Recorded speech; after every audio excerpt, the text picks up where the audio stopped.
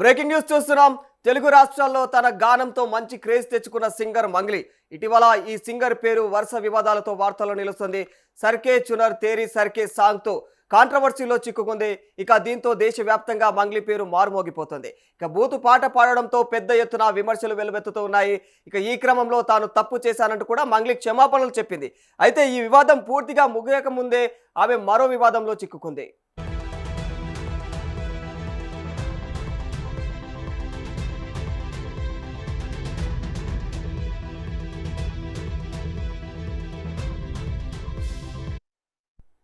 Social మీడియాలో ప్రముఖ గాయని మంగ్లీ ఇంట్లో 150 కోట్ల రూపాయలు నగదు దొరికిందంటూ ఒక వీడియో తీవ్రంగా వైరల్ అవుతుండగా దీని వెనుక ఉన్న అసలు వాస్తవం ఇప్పుడు వెలుగులోకి వచ్చింది. ఇక నెట్టింట చక్కర్లు కొడుతున్నటువంటి ఈ వీడియోలో కోకాపేటలోని ఒక అపార్ట్మెంట్లో నోట్ల కట్టలు ఉన్నట్లు చూపిస్తూ అది మంగ్లీకి సంబంధించినటువంటి ఫ్లాట్ అని ప్రచారం కొనసాగుతోంది.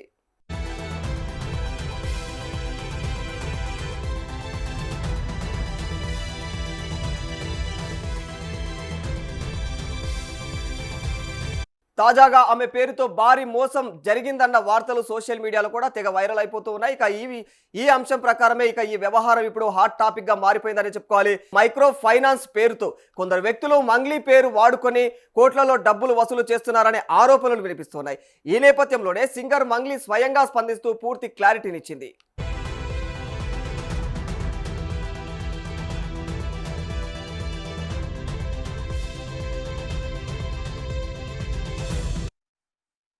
గత 2-3 రోజులుగా సోషల్ మీడియా యూట్యూబ్ వేదికలపైన మంగ్లీ పేరుతో 150 కోట్ల స్కామ్ జరిగిందని, ఆమె కుటుంబ సభ్యులు కూడా ఇందులో భాగమయ్యారని ప్రచారం జరుగుతుంది.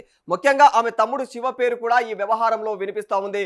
ఇక ఇంట్లో కరెన్సీ కట్టల వీడియోలు బయటకు రావడం వంటి అంశాలు ఈ వివాదాన్ని మరింత తీవ్ర స్థాయికి చేర్చాయని చెప్పుకోవాలి. అయితే ఈ వార్తలన్నింటికీ కూడా మంగ్లీ ఖండిస్తూ ఇక తనకు ఈ ఫైనాన్స్ వ్యవహారాలతో ఎలాంటి సంబంధం లేదని ఆమె అయితే స్పష్టత ఇచ్చారు.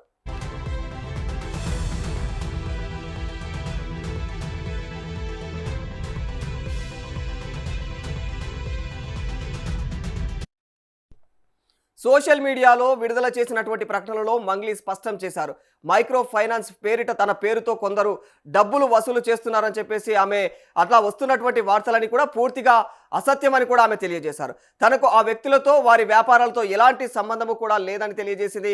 ఇక తన యొక్క ప్రొఫెషనల్ ఈవెంట్స్ కోసం మాత్రమే తనను తన తమ్ముడిని సంప్రదిస్తారని కూడా వెల్లడించింది. అయితే ఆహ్వానాలు ఈవెంట్ వివరాల వరకే మాకు సంబంధం ఉంటుంది, ఇక వారి వ్యక్తిగత వ్యాపారాలతో మాకు ఎలాంటి సంబంధం లేదని ఆమె తేల్చి చెప్పేసింది.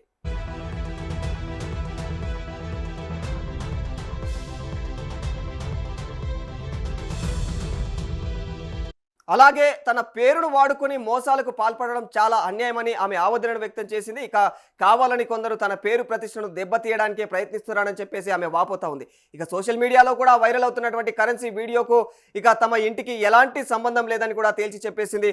తన ప్రొఫెషనల్ ఈవెంట్స్ తప్ప నాకు మరే ఇతర వ్యాపారాలు లేవని కూడా ఆమె స్పష్టత ఇచ్చింది.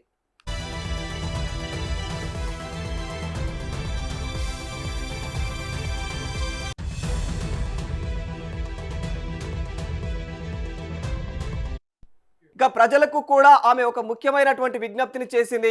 నా పేరుతో ఎవరైనా డబ్బులు అడిగితే ఖచ్చితంగా నమ్మవద్దు అని తెలియజేసింది. అలాగే మోసపోయినటువంటి వారికి న్యాయం చేయాలని కూడా పోలీస్ డిపార్ట్మెంట్ను కోరుతున్నాను అంటూ ఆమె వెల్లడించింది. మరి ఈ ప్రకటనతో ఈ వివాదానికి ఇంకా కొంత క్లారిటీ వచ్చిందనే చెప్పుకోవాలి. కానీ అసలు ఈ మోసం వెనుక ఎవరు ఉన్నారు అనే దానిపైన అయితే చర్చలు ఇంకా కొనసాగుతూనే ఉన్నాయి.